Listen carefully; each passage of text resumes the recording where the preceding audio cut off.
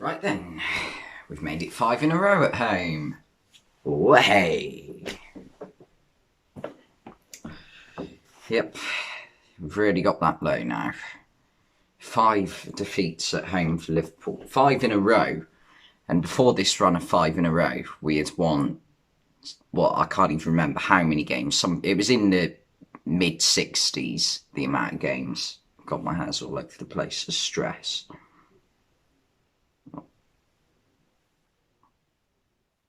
That's better. No, it's not. That'll have to do. Oh, no, that's really bad. Oh, God, that looks shit. But anyway. Another crap performance from Liverpool, let's be honest. And Chelsea didn't even have to create that much to win the game today. It was awful. Watching Liverpool now is just depressing if you're a Liverpool fan. The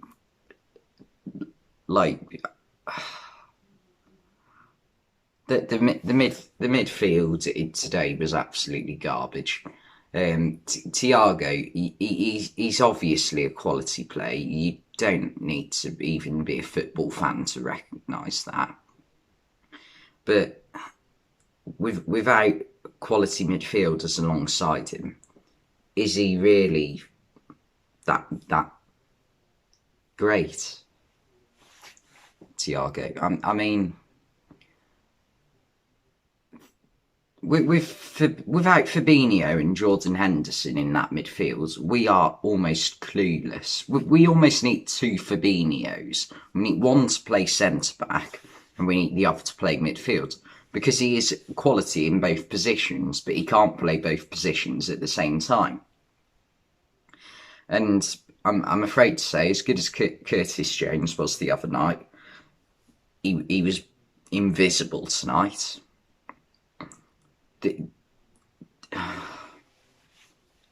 Sadio Mane was awful.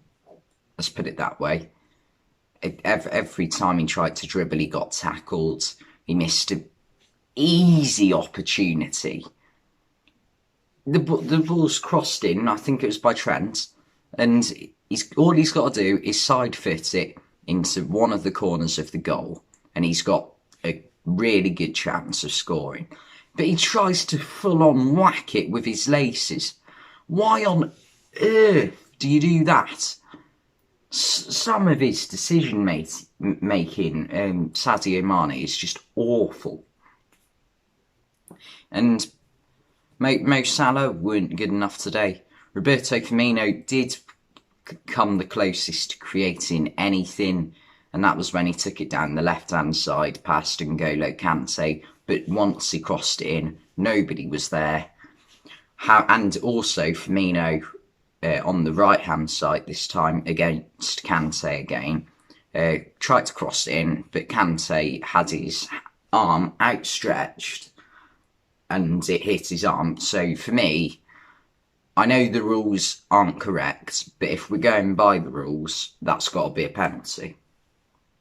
Like we saw it at the weekend in the Leicester-Arsenal game. Who was it who conceded the penalty for Leicester? I think it might have been Pereira or Tielemans. I can't remember who it was.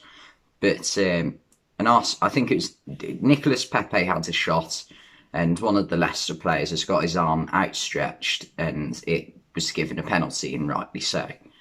And it's just I don't like how decisions, the rules are basically changed game by game, and that can't be right.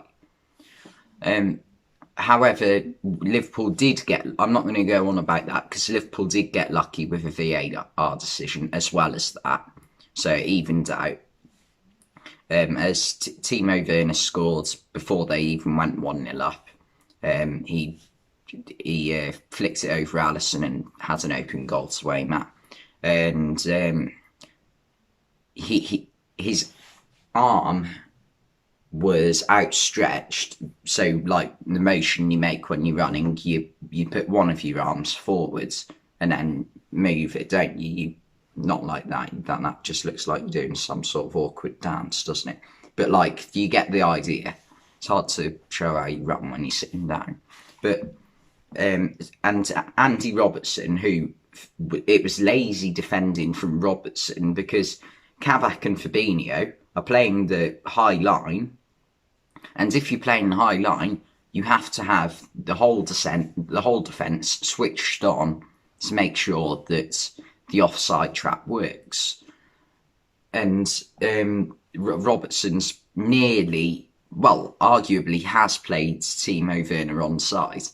Timo Werner's arms outstretched and his sleeve, that they're doing that nonsense about the sleeve, whereas if you score a goal with this part, it's classed as handball, so it's rubbish.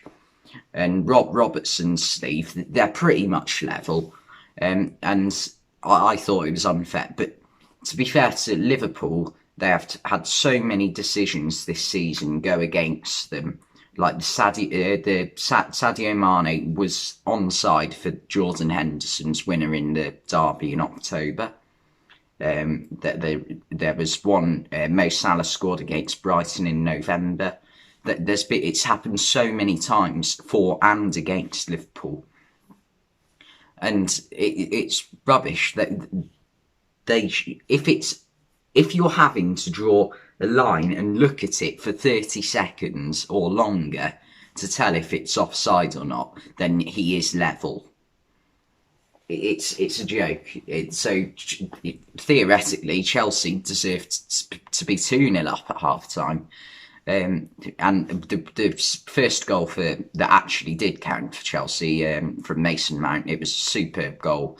He just runs around Trent Alexander-Arnold and Fabinho and tucks it into the far right corner, and it was a brilliant finish. And I think Mason Mount often gets overlooked by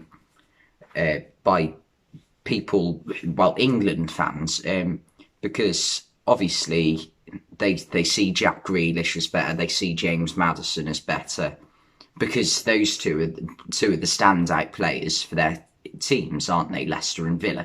Whereas Mason Mount, if he's to be the standout player, he's got to be a lot better than Grealish and Maddison. That's no disrespect to Villa and Leicester, but it's just the way it is. And I think he's definitely got a shout to play for England. But anyway, the main outtake from this game is that Liverpool were absolutely shite again.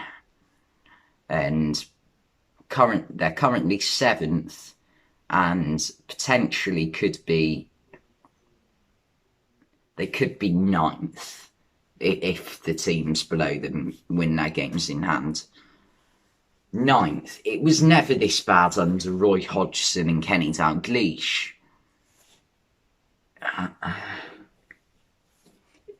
This is the worst it's ever felt for me as a Liverpool fan.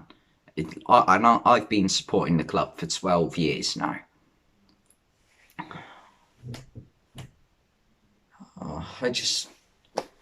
You can't give up as a football fan. I mean, it's fairly easy being a football fan, really. All you have to do is sit down and watch or stand up.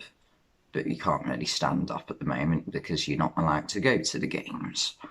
But anyway, thanks for watching, and I'll see you next time.